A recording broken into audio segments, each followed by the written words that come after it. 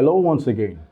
Today we will be looking at a wonderful topic in biology, and it's actually a topic that has um, posed a kind of problem to most students, and we will be looking at it, and that is nervous system. Nervous system. Now, in this particular topic, we will be looking at a whole lot about the nervous system. We're going to be talking about the meaning of, in our content, we're going to be looking at the meaning of coordination. We're also going to be looking at communication systems. We're also going to be talking about the nervous system in general. We're also going to be looking at the different types of the nervous system, where we're going to be talking about the central nervous system, that is the CNS, and we're also going to be looking at the peripheral nervous system. And we're also going to be concentrating on the central nervous system in our topic today. We'll concentrate on the central nervous system, where we're going to talk about the brain.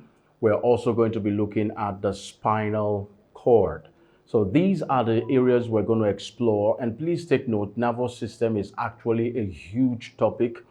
It cannot just be covered in one sitting. So I want you to look out for more videos that converts or that deals with the nervous system. But before we go into the nervous system in details, I'd like us to talk about or look at what we call coordination. Now, coordination actually has to do with, it's an English word. It has to do with bringing things together for proper and effective functioning of a particular thing or entity or body. So it has to do with collaboration, okay, that brings about a positive result or a desired result or effective performance. But in this case, in terms of biology, coordination has to do with a process by which different parts of an organism work together for proper effectiveness. Different parts of the body work together for proper effectiveness. Now, by this, we simply mean that no individual part of the body can function independently. We can also say that metabolic processes in the body do not function individually. It can't function individually.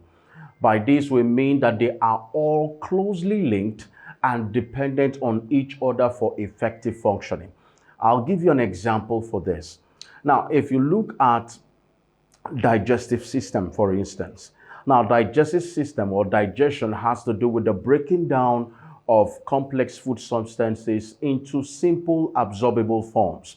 Now, after the body has succeeded in breaking down these complex food substances, and we all know in our previous videos, we said that digestion is completed at the small intestine. Now, these digested food must be carried from one place to another or to places where they are actually needed by the cells of the body.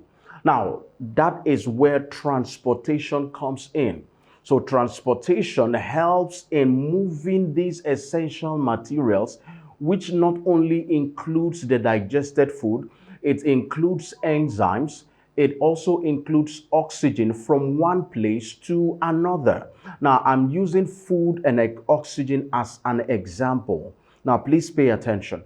So what we're trying to say in terms of coordination, not all metabolic processes don't function individually. They don't function individually. Now, after the process of digestion, we have the process of transportation. So these essential materials, which are the digested food and even oxygen, they are transported to places where they are needed by the cells. Now, once they get there, respiration takes place. And respiration is simply the breaking down of food substances by series of chemical reactions controlled by enzymes in order to release energy. So during respiration, energy is produced and excretory waste are also produced. Now, these excretory waste can then be removed by the body or from the body through the excretory system. So you can see a link between the digestive system, the transport system, the respiratory system, and the excretory system. So the digestive system can function effectively on its own. All parts of the body, all metabolic processes of the body, they don't function independently. They are actually linked together, and they do this to carry out effective functioning of each system, which brings about the proper effectiveness of the entire body.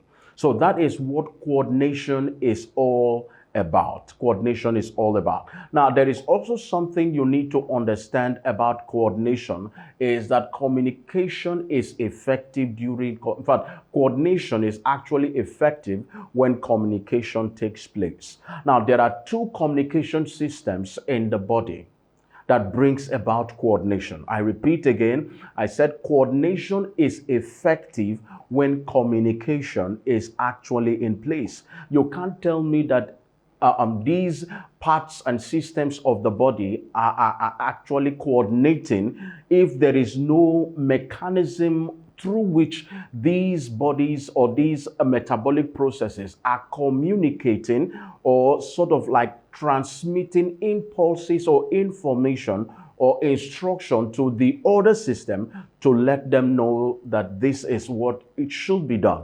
So there is a link, but that link is what we call the communication system. And this communication system, like I said, brings about effective coordination of the body.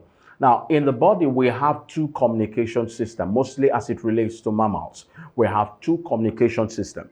The first one is what we call the endocrine communication system, or you can call it the hormonal system. And the second is what we call the nervous system.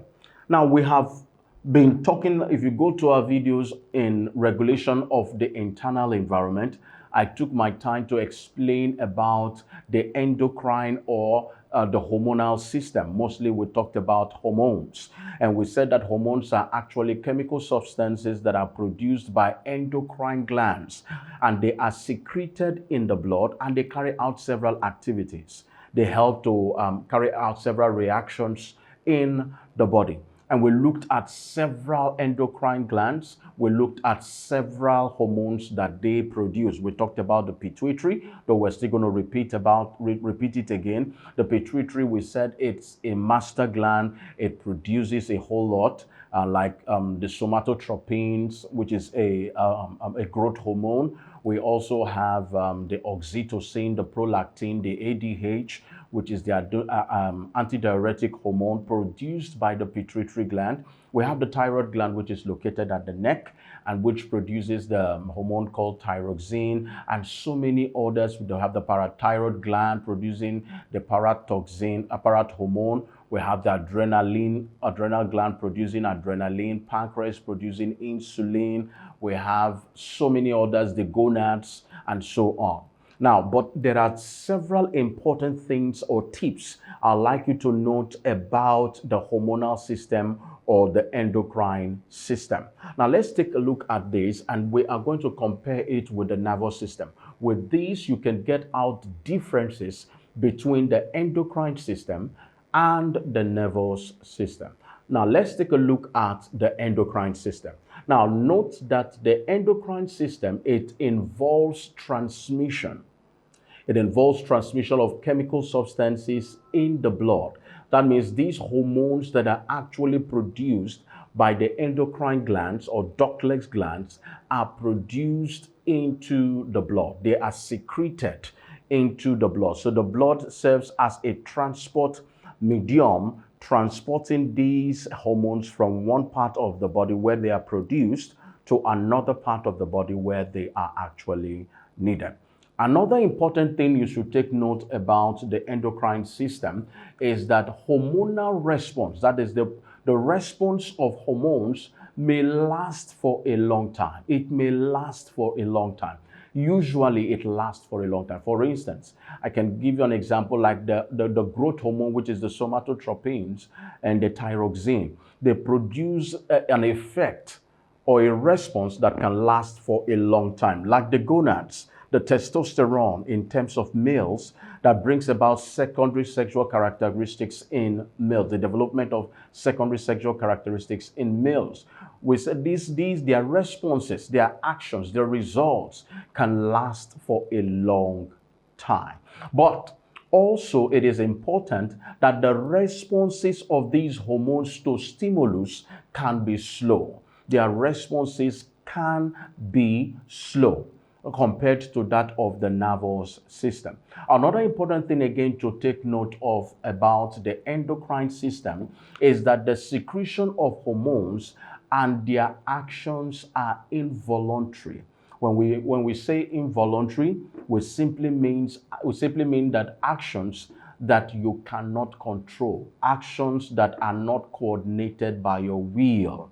You don't control, you don't have any control about or on those kind of actions. So the secretion of your growth hormone, you can't tell when the growth hormone will be secreted. You can't coordinate it. You can't enforce it. Okay, the same thing also applies to the gonads. You can't enforce it. You can't tell your gonads to start producing, for instance, if you're a male, to start producing testosterone. If you're a female, you can't tell it to start producing the progesterone. So these actions or the secretions of these hormones, they are totally involuntary. And lastly, understand that hormonal coordination occurs both in plants and animals. There are several animal hormones. We have the auxins. If you check our videos, we've mentioned about that. That is regulation of internal environment. When we're talking about the hormones, we mentioned the plant hormones. We give examples of the auxins. We give examples of the cytokinins. We give examples of the gibberellins. We give examples of the abscisic acid and so on, the ethylene gas. All these are examples of plant hormones. So hormones are also secreted in plants. So don't just feel that hormones are only secreted in animals. So these are some of the important facts you should take note on the endocrine system. Now let's take a look at the nervous system. In terms of nervous system, we've just been comparing the two communication systems, or the two systems that links or brings about coordination of the body. And the first one we've mentioned was the endocrine system. The second one is the nervous system. Now, take a look at the nervous system. It involves the transmission just the same way we have in terms of the hormonal coordination or hormonal system, but this time it has to do with the transmission of electrical impulses and chemical substances by what we call neurons. In our subsequent videos, we're going to be looking at what neurons are, and we're going to be also describing one or two things about neurons. Now, another important thing you should note about nervous system that is quite different from the endocrine system is that the nervous system's responses are short-lived. They are actually short-lived, or they don't last for a long time. Remember, we talked about the endocrine system. We said that their responses are actually, they last for a long time. So you can see a major difference between the nervous coordination and nervous system as well and the endocrine system. Another important thing to take note about the nervous system is that the nervous system, their nervous actions and their responses are both voluntary and involuntary. So there are several actions that are controlled by your nerves that you can control, and there are some you can't control. An example is your heartbeat. Okay, you can control your heartbeat, but yes, I can control the movement of my arm. Okay, now the movement of my arm, I can also control the movement of my muscles. For instance, I can choose to walk from this point to another point. I can move from point A to point B. These are voluntary actions. I can choose to talk, and I can also choose not to talk. These are voluntary actions, actions you can control by your will. But the nervous system can also control involuntary actions. I've given an example: the heartbeat, your heartbeat, digestion process that takes place in your body. They are all involuntary actions. They are actions you cannot control. Internal respiration, you cannot control them. So there are several actions that are voluntary. There are several actions that are also involuntary, and they are all coordinated and controlled by the nervous system. Also, the nervous system can also occur, or nervous coordination can also occur in animals. It occurs mostly in animals. You don't see nervous coordination in plants. So plants don't have neurons that can transmit electrical impulses from one point to another. And then lastly, nervous responses to stimulus is very fast, very fast. If you compare that to that of a hormonal system or endocrine system, we said their response to stimulus is slow. For instance, if I should bring a hot object close to your skin, immediately you will retract your hand from the hot object. Now that shows a quick response to what? Stimulus. But in terms of endocrine system, you don't actually see that quick response. Also, we mentioned in endocrine system that it occurs in both plants and animals, but in nervous system, it occurs only in animals. So from these, we can get in fact, we can get cool and good 4 differences between nervous coordination and hormonal coordination. All right. Now let's quickly look at nervous coordination. There are a whole lot of things we need to talk about under nervous coordination. Now, nervous coordination, we have about 2 different parts. Remember, we said that nervous coordination has to do with the transmission of electrical impulses or signals or chemical substances by what we call neurons. And these chemical substances must be interpreted. These impulses are simply signals. They must be interpreted, and responses must be given as quickly as possible. So the nervous system is actually divided into 2 main parts. The first part is what we call the central nervous system. The central nervous system. Now, the second one is called the peripheral nervous system. Now, the central nervous system, we can call it for short CNS. And the peripheral nervous system, we can call it for short PNS. Okay? So let's quickly look at what the central nervous system is all about. So, central nervous system. Now, the central nervous system is actually a part of the nervous system that consists of 2 important functions: the brain and the spinal cord. So the spinal cord, the brain, they have to do with the central nervous system. Now, if you take a look at what we have there on the screen, you can see the structure of the brain. That's the side view. We also have the peripheral nervous system. As you can see, they control the entire. They help, in fact, they, alongside with this hormonal coordination or system, they control every activities of the body. They control every activities of the body. Now, imagine if the brain shuts down.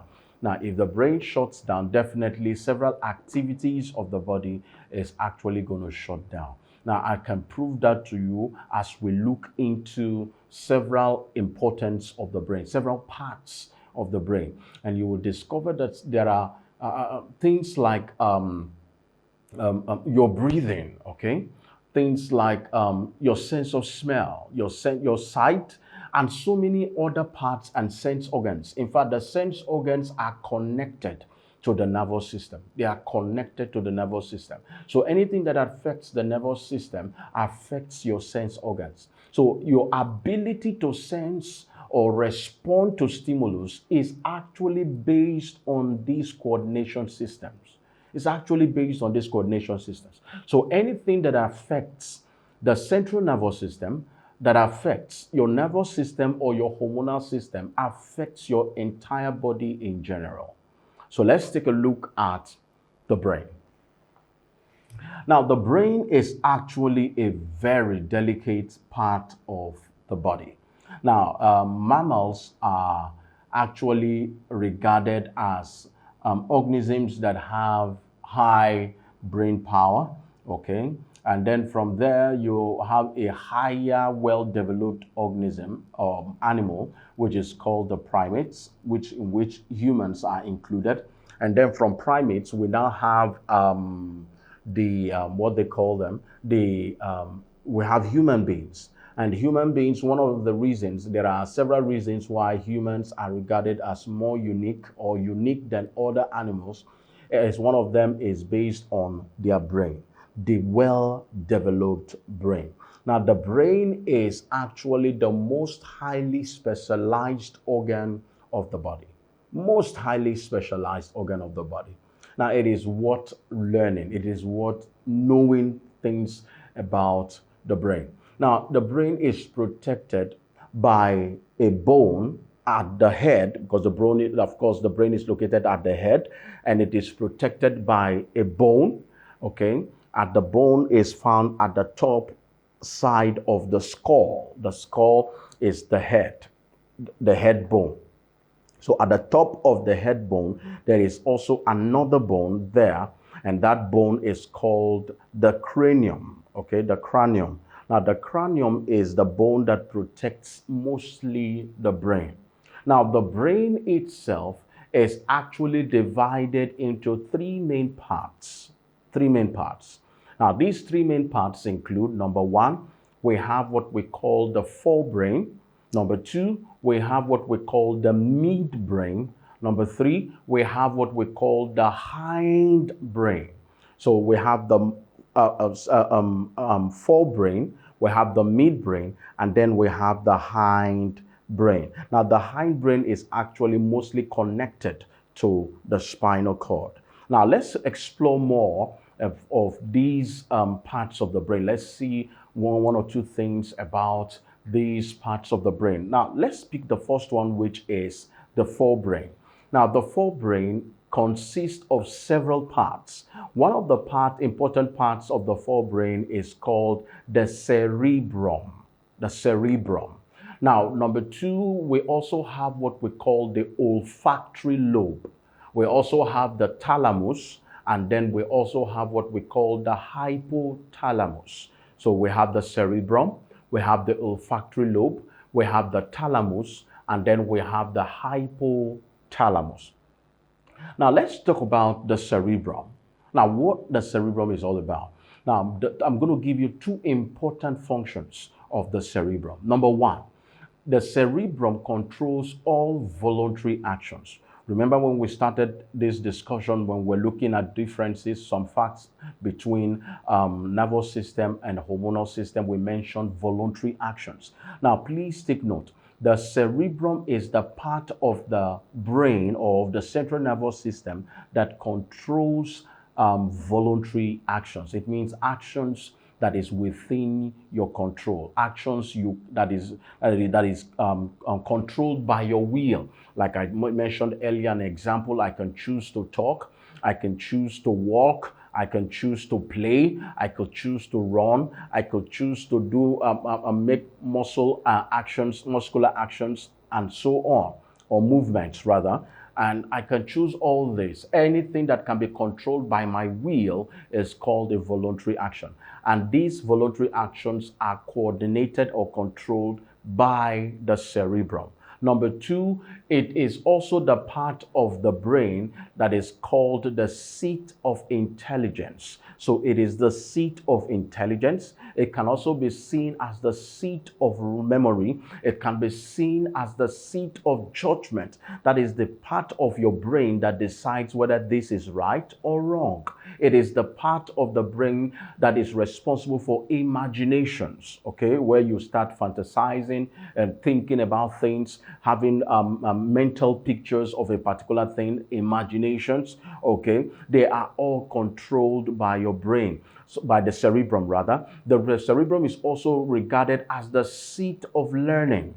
the seat of learning. It can also be seen as the seat of reasoning. That is the part of the brain that is actually responsible for your reasoning capabilities. It is responsible for your reasoning capabilities. So imagine if, God forbid, if someone should have or should be involved in an accident and the cerebrum is actually affected. Wow, that is going to be a very huge impact on that particular body or that particular individual. So the person can lose memory. We've heard of cases where some persons were involved in a ghastly motor accident and they lost memory of everyone they knew.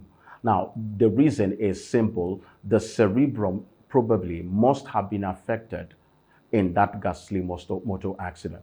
So the cerebrum is the part of the brain that controls the seat of intelligence, memory, judgment, reasoning, learning, and so many other things, imaginations, and all that. Now, moving to the next part of the forebrain, we have the olfactory lobe. Now, the olfactory lobe, anytime you see this word, we're going to be repeating this word again when we start talking about sense organs in our subsequent videos. We're going to be talking about the sense of smell, which has to do with the olfactory lobes. So the olfactory lobes controls your sense of smell. It controls your sense of smell. So anything that affects the olfactory lobes affects your sense of smell. So you won't be able to perceive the smell of anything if the olfactory lobe is actually affected. The next part of the forebrain is called the thalamus. It's called the thalamus. Now, the thalamus helps in experiencing sensations. These are some of their functions. It is the seat of consciousness, that you are conscious of what you're doing. You are aware of yourself. You are aware of your environment. All these are controlled by the thalamus. Now you can see that the brain or the central nervous system controls your activities. It coordinates your whole being, coordinates everything about your body. So my ability to communicate with you, to be able to reason what I am actually saying to you now, is controlled by the forebrain, which has to do with the cerebrum. Now also, my being aware of where I am, you are also aware you're in your house. You are aware that you are actually learning. Okay, now that sense of awareness is actually controlled by the thalamus. Another thing again, another function of the thalamus is that it receives impulses. Impulses are simply signals, or you can call them informations. So it receives signal or information from the midbrain. We're going to be talking about the midbrain, hindbrain, and the spinal cord, and sends it to the cerebral cortex. Now, before I continue on this, I want you to note that the cerebrum has two hemispheres. If you check the brain has two parts. Okay, if you're looking at it dorsally, okay, if you're looking at it through a dorsal view, you will see that it has two parts, two hemispheres. So one hemisphere, we call it the cerebral hemisphere, and the other one is also another cerebral hemisphere. So it is mostly at the top. So when we're talking about the forebrain, we're looking at the top of the brain dorsally. When you're looking at it dorsally at the top, that is where we have the forebrain. So moving ahead is the hypothalamus. Remember, we talked about the different parts of the forebrain. We've mentioned the cerebrum, we've mentioned the olfactory lobe, we've mentioned the thalamus, and now we are looking at the hypothalamus. Now let's take a look at few functions of the hypothalamus. Number one, the hypothalamus controls appetite. Okay, it also controls body temperature. The thalamus also controls sleep and alertness. The thalamus also controls the amount of water in the blood. So it controls the production. It controls the production of the ADH. Number four, the thalamus also controls the secretion of hormones from the pituitary gland, like the ADH I mentioned, which is the antidiuretic hormone. So in other words, yes, the pituitary gland, if you check in our previous video, we said that the pituitary gland is called the master gland. However, the pituitary gland is also coordinated and controlled or the secretions rather, of the pituitary gland is actually controlled by the hypothalamus. It's controlled by the hypothalamus. Now let's quickly move to the midbrain. Let's look at the midbrain. Now, in terms of the midbrain connects, major function of the midbrain is that it connects the forebrain to the hindbrain. Now, the midbrain consists of three important parts, of which I'm going to just do an explanation of two of them. The first one is the optic lobe. The midbrain consists of the optic lobe. It consists of the pituitary gland, and then it consists of what we call the pineal body. Now, let's take a look at the optic lobe and the pituitary gland. Now, the optic lobe in the midbrain controls sight of vision. Okay, it controls your ability to see. So whatever the eyes see, okay, the image that is being formed at the retina is being transmitted through optic nerves to the brain, to the midbrain for interpretation. So the midbrain control, which is the optic lobe, or the part of the midbrain, which is the optic lobe, actually controls your sight, controls your vision. So what we see is controlled by the optic lobe. Also in the midbrain, we have the pituitary gland. And I told you so much about the pituitary gland in our previous video. We talked about the pituitary gland. We mentioned that the pituitary gland is a master gland. The pituitary gland node is located at the midbrain, okay, on the head. And we said it secretes several hormones. We have the prolactin, it secretes oxytocin, it secretes ADH, antidiuretic hormone, it secretes the somatotropin, which is also a growth hormone, and so many other hormones that are being secreted by the pituitary gland. And we said it is a master gland, yes, because it controls other glands, other endocrine glands. So that's the pituitary gland. If you want to learn more about the pituitary gland, please visit our videos on regulation of internal environment 4, where I talked about hormones. Now, the next one is the hind limbs. The hind limbs. Now, the hind limbs is actually the third part of the brain. The third part of the brain. Now, the hind limbs consist of, we have the cerebellum. Please note there is a big difference. Not cerebrum. This is cerebellum. The cerebrum is found at the forebrain. Most persons usually make learners make mistakes with this. The cerebrum is found at the forebrain. The cerebellum is found at the midbrain. Also, at the hindbrain rather. Also in the hindbrain, we have the pons varoli, and then we have the medulla oblongata. I'm going to stretch much on the cerebellum and the medulla oblongata. Now, let's begin with that. Now, the cerebellum. Now, the functions of the cerebellum are more, but I'm going to look at just these three functions of the cerebellum. Number one, the cerebellum controls posture or balance. Controls posture or balance. And also controls muscular actions. So the cerebellum controls muscular actions. And then number three, the cerebellum receives impulses from the auditory organ and the skin. Remember, the auditory, which is the ear, and the skin, they are all sense organs. And if you could remember, earlier I said that the sense organs are actually linked with the central nervous system. In fact, the sense organs are being controlled by the central nervous systems. Next is the medulla oblongata. Now, the medulla oblongata controls involuntary actions.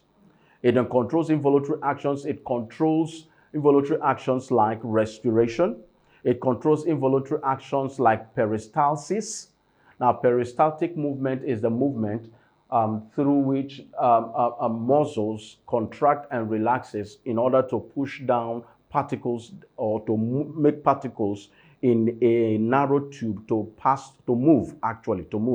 For instance, at the esophagus or the gullet, the process through which food passes through the gullet by contraction and relaxation is peristalsis, okay? And the medulla oblongata actually controls peristalsis. It also controls digestion. It also controls heartbeat.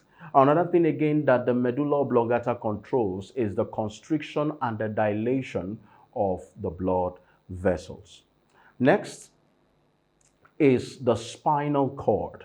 Remember the first we said that the central nervous system is actually divided into two main parts. We have the brain and then we have the spinal cord. We have just discussed about the brain, looked at it in details. Now let's take a look at the spinal cord. Now the spinal cord is actually a soft tissue, all right, that runs from the medulla oblongata. Earlier I told you that the hindbrain is located at the back. Now if you take a look at the structure there, you can see that the medulla oblongata is very close to the spine. In fact, it is a continuation. The medulla oblongata is the spinal cord is actually a continuation from the medulla oblongata. Now, the spinal cord runs down to the tail region, okay, to the tail region. In terms of humans, we call that the caudal part or the caudal region, all right? Now, the spinal cord actually is protected by what we call the vertebral column. Another name for vertebral column is called backbone. So it is protected by the backbone. Now, also, the spinal cord consists of thousands of neurons. Neurons clustered to form a cylinder of nervous tissues. Okay, now the neurons or nerve cells that runs or that are found in the spinal cord, they are called spinal nerves, while the ones that are found in the brain, they are called cranial nerves. And we're going to be discussing that more when we start looking at the peripheral nervous system. Now, the next thing I want you to note is the functions of the spinal cord. Functions of the spinal cord. Now, the spinal cord carries out a whole lot of functions. Now, we're going to be looking at some of the functions of the spinal cord, just two of them. Number one, the spinal cord coordinates simple reflex actions. Simple reflex actions. In our subsequent videos, we're still going to explain more on simple reflex actions. Simple reflex actions, they include examples like sneezing. These are actions that are stereotyped. You can't control them. They are practically involuntary actions and so on. But we're going to be discussing more on simple reflex actions in our subsequent videos. Now, the next thing you should note is functions. Another function of the spinal cord is that it acts as a pathway between the spinal nerve and the brain. So the spinal nerve passes through the spinal cord, sends information to the brain for interpretation. Okay, so these are the two major functions of the spinal.